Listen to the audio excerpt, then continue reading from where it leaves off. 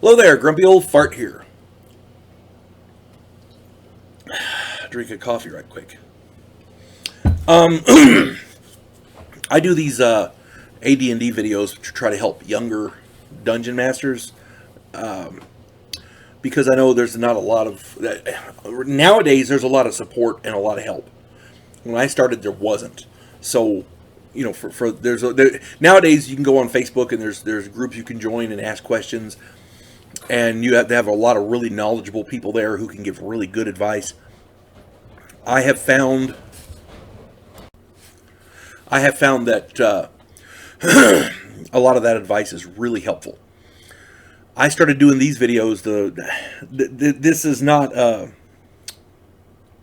this is how you do it. No, I'm just giving. This is just advice. Take it or leave it. Okay. I started playing D&D in '76. I started running it in '79. When I started, it was called Chainmail. Yeah. So I've been doing it a while, and this is I'm trying to share my experience with younger dungeon masters. So here we go. The deck of many things, one of the most infamous and dangerous items in any campaign. It's on page 142 of the Advanced Dungeons & Dragons Dungeon Master's Guide. I suggest you read through it very, very thoroughly, the description in the book, because I can guarantee you that your players will. So many of them probably already have.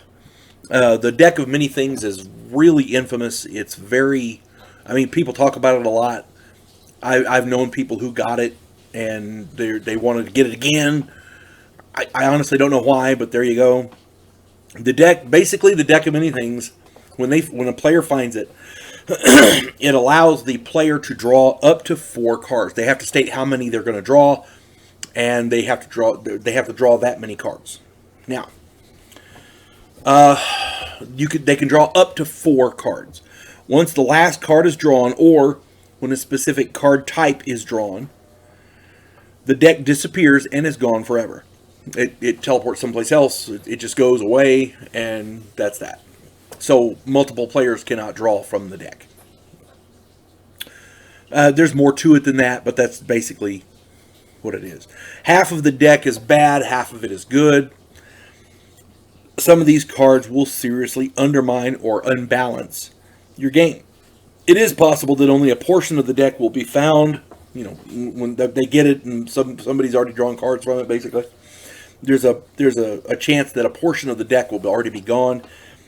So that 50-50 split may not be accurate.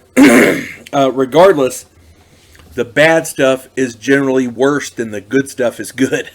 The bad stuff is really bad. The good stuff is okay. The best thing you can get, the really, really good card, there is the Moon card. I believe it grants 1d4 wishes, which in and of itself can really skew your game. It can really unbalance your game, is all I'm saying. You know.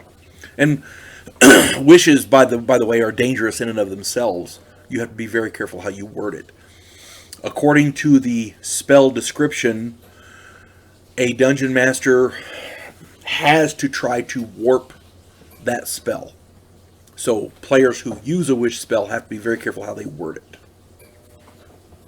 For some players, the thrill or the risk of drawing cards from this deck is overwhelming. You're going to get players who just want to draw. I want to draw 4 times. Why? I just want to do it. Why? I don't know. I just want to do it. They can't explain it either. It's the risk. I honestly don't know why. I'm not going to go into the psychology of it, and consequently, I'm not even going to try and explain it. But they will, because there's people like that. Someone in your group will try and convince the possessor of the deck to draw all 4 times, and they have to state how many beforehand, and they can't change it. So once they state it, that's that. So just expect it. Somebody's going to try to say, "Oh, get all 4, get all 4." You know. This item is extremely disruptive to your campaign at best. I have never, ever had a good experience with the deck of many things. I have heard of people say, "Well, I did this one time and I got good stuff." Yeah, they can't. I've never seen it. I've been playing a long time, more than 40 years, and I've never seen anybody have a good experience with a deck of many things. I have never had a good experience with a deck of many things. You're going to hear people say, "Oh yeah, some of it can be really good," and yeah, it can. It never works out right. It's the deck of many things, in my opinion, should be considered a cursed item. That's just my opinion. I would seriously consider twice before putting it in any treasure trove. And I'm not saying don't put it in your campaign, but just be very careful how you do it. And be careful where you do it and when you do it. I would be careful which player gets it if you could. It can be so disruptive, and I have seen campaigns go for 8-10 months, a year sometimes, and a deck of many things destroys it all. Gone. And I honestly, I can't even explain it, but it does. So, just be very, very careful when you use it. Word to the wise. You folks have a good day. God bless one and all.